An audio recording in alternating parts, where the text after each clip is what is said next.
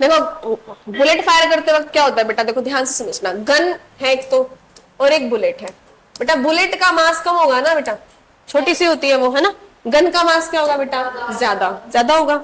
ठीक है, बुलेट जाएगी बेटा v वेलोसिटी से, ये भी जाएगी v वेलोसिटी से, ये दोनों बड़े ले लिए मैंने, ये दोनों क्या ले लिए बेटा, छोटे। आप ऐसे भी ले सकते हो कि इसको m1 और v1 ले लो और इसको आप m2 और v2 ले लो, आप ये भी कर सकते हो जो आपको ठीक लगे, सुटेबल लगे। ठीक है, बस ध्यान रखना कि इसका मास क्या होगा, ज्यादा, और इसका मास क्या होगा, कम, लेकिन वेलोसिटी इसकी ज्यादा होगी बेटा। हल्की बॉडी ज्यादा स्पीड से जाती है ना, मास कम होता है, इनर्शिया भी कम होगा, फोर्स भी कम लगाना पड़ेगा। तब होता क्या है बेटा कि जब जिस टाइम पे कोई बंदा फर्स्ट टाइम सीखेगा, फर्स्ट टाइम फायर करेगा ना, तो हल्का सा ना उसकी बैक की तरफ बेटा ऐसे फोर्स लगता है। ठीक है, तो बेसिकली उसको महसूस होगा। नॉर्मली जिसको एक्सपीरियंस होगा तो उसको तो नहीं होता है, फर्स्ट टाइम वाले को बिल्कुल महसूस होगा। ऐसा क्यों होता है भाई, एक्शन और रिएक्शन फोर्स वाला, और इसमें कंजर्वेशन ऑफ लीनियर मोमेंटम भी लगती है। अब जितनी, देखो हमने बुलेट फायर करी है, सीधी सी बात है, बुलेट आगे जाएगी, मास कम में ज्यादा वेलोसिटी से जाएगी। गन का मास ज्यादा तो बिल्कुल हल्की वेलोसिटी के साथ पीछे की तरफ जाती है।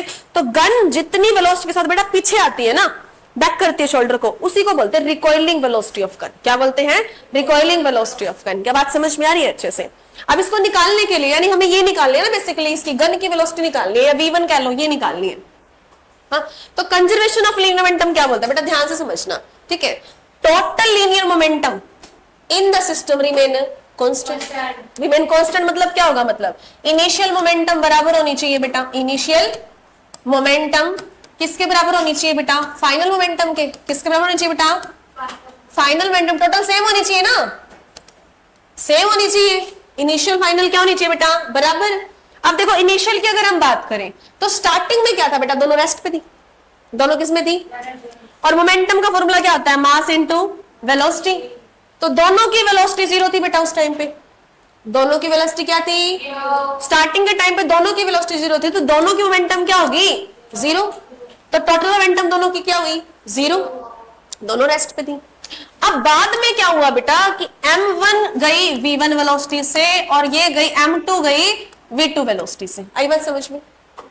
गन जो m1 मास की थी वो v1 वेलोसिटी से जा रही है, मूव कर रही है, और बुलेट जो m2 मास की थी वो v2 वेलोसिटी से मूव कर रही है। ठीक है, अब हमें ये निकालना है। देखो तो ये प्लस का इधर किसका हो जाएगा बेटा, माइनस का, ये वाला हिस्सा। यहाँ क्या बच गया, m1 और v1 निकालनी, रिकॉइलिंग वेलोसिटी ऑफ गन। तो ये मल्टीप्लाई है बेटा, नीचे जाके क्या हो जाएगा, तो m2 by m1 v2, ये फॉर्मूला हो गया बेटा। अब ये क्वेश्चन ऐसा कुछ आ जाए ना, तो ये चार टर्म दिख रही है आपको, चार में से तीन टर्म गिवन मिलेंगी, एक आपको निकालनी होगी।